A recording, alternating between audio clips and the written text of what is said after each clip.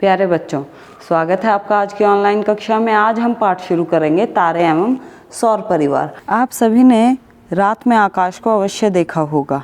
इसमें से कुछ पिंड ऐसे होंगे जो टिमटिमाते हैं, जिन्हें हम तारे कहते हैं, और कुछ ऐसे भी पिंड हैं जो नहीं टिमटिमाते, वे ग्रह हैं। रात्रि के आकाश में सबसे अधिक चमकदार चंद्रमा होता है। तो ये सभी तारे, ग्रह, चंद्रमा या फिर सूर्य, ये सभी पिंड खगोलीय पिंड कहलाते हैं। चलिए अब हम एक एक करके विभिन्न आकाशीय पिंडों के विषय में जानकारी प्राप्त करते हैं। सबसे पहले हम चंद्रमा के विषय में पढ़ेंगे। हम सभी ने चंद्रमा को देखा ही है। क्या आप बता सकते हैं कि क्या चंद्रमा की आकृति प्रतिदिन एक जैसी रहती है? तो इसमें आपका उत्तर होगा कि चंद्रमा की आकृति रोज ही बदलती रहती है। क्या ऐसे भी दिन होते हैं जब चंद्रमा पूर्णतः गोल होता है, या क्या ऐसे भी दिन होते हैं कि रात्रि के आकाश में चंद्रमा दिखाई ही ना दे? तो इन सभी प्रश्नों के उत्तर आज हम इस लेक्चर में सीखेंगे। वह दिन जब चंद्रमा एक पूर्ण चक्र के रूप में नजर आता है उसे पूर्णिमा कहा जाता है, और इसके पश्चात हर रात चंद्रमा का चमकीला भाग घटता चला जाता है और 15वें दिन हम क्या देखते हैं कि चंद्रमा बिल्कुल दिखाई नहीं देता।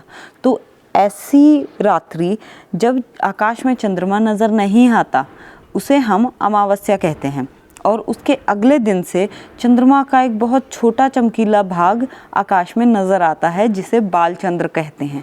इसके पश्चात दिन प्रतिदिन चंद्रमा बड़ा होता चला जाता है और 15वें दिन यह फिर से एक पूरे चक्र के रूप में हमें नज़र आता है।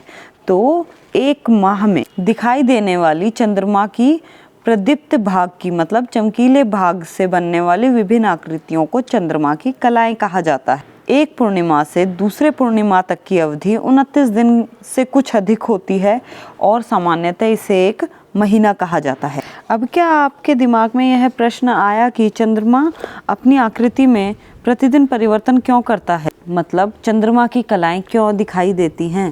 चलिए इसका उत्तर जानते हैं। आप इससे पहले पढ़ चुके हैं कि चंद्रमा सूर्य तथा अन्य तारों की भांति अपना प्रकाश उत्पन्न नहीं कर सकता, मतलब यह एक अदीप्त पिंड है। तो हमें चंद्रमा क्यों दिखाई देता है? चंद्रमा अपने पर पड़ने वाले सूर्य के प्रकाश को परावर्तित कर देता है, और यह परावर्तित प्रकाश जब हमारी आंखों तक पहुंचता है तब हमें चंद्रमा का केवल उतना ही भाग नजर आता है। चंद्रमा की कलाओं के विषय में सीखने से पहले याद रखिए कि चंद्रमा पृथ्वी की परिक्रमा करता है और पृथ्वी चंद्रमा सहित सूर्य की परिक्रमा करती है। अब आपकी स्क्रीन पर एक चित्र है। क्या आप इस चित्र को देखकर पता लगा सकते हैं कि इनमें से कौन सी स्थिति पूर्णिमा की है और कौन सी अमावस्या की? यहाँ से हम बहुत ही आसानी से समझ सकते हैं कि पूर्णिमा उस दिन है जब चंद्रमा का पूर्ण प्रदीप्त भाग पृथ्वी से रात्रि के समय नजर आएगा। अब इसके बाद क्या होगा? 15 दिन तक चंद्रमा का आकार घटता चला जाएगा और 15वें दिन हमें रात्रि के आकाश में चंद्रमा नज़र नहीं आएगा, और यह है अमावस्या। अमावस्या की स्थिति में हम देखेंगे कि चंद्रमा पूरी तरह पृथ्वी और सूर्य के बीच में है, अतः इसका प्रदीप्त भाग पृथ्वी से दूर है। ये प्रदीप्त भाग को अमावस्या वाले दिन नहीं देख पाते, जिसके कारण रात्रि के आकाश में चंद्रमा नज़र नहीं आता। इसके बाद नज़र आने वाला चंद्र है बालचंद्र।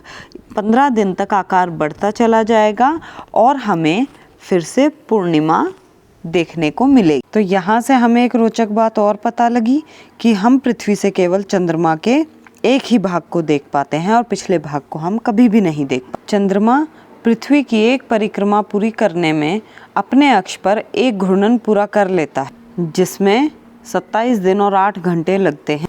तो चलिए अब हम चंद्रमा के पृष्ठ के बारे में बात करते हैं। जब अंतरिक्ष यात्री चंद्रमा के पृष्ठ पर पहुंचे तो उन्होंने चंद्रमा को बहुत धूल भरा और निर्जन पाया। उसमें बहुत अलग अलग साइज के गड्ढे थे, बहुत ऊंचे ऊंचे पर्वत थे। चंद्रमा पर ना तो वायुमंडल है और ना जल है, जिसके कारण वहाँ जीवन संभव नहीं है।